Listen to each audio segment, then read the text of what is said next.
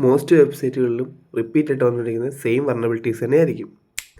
Developer ഫസ്റ്റായി website build ചെയ്യുമ്പോൾ security പലപ്പോഴും ignore ആവാറുണ്ട്. അതുകൊണ്ട് ഹാക്കേഴ്സിന് സെയിം വൾനറബിലിറ്റി പല പ്ലാറ്റ്ഫോമിലും കണ്ടുപിടിക്കാൻ പറ്റും.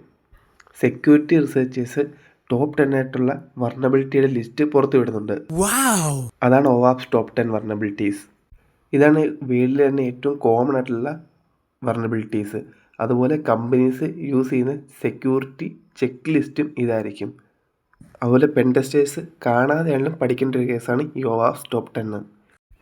എക്സ്ക്യൂഎൽ ഇൻജെക്ഷൻ, എക്സസസ്, ഒതൻറ്റിക്കേഷൻ ഇഷ്യൂസ് എല്ലാം ഇതിലുണ്ട്.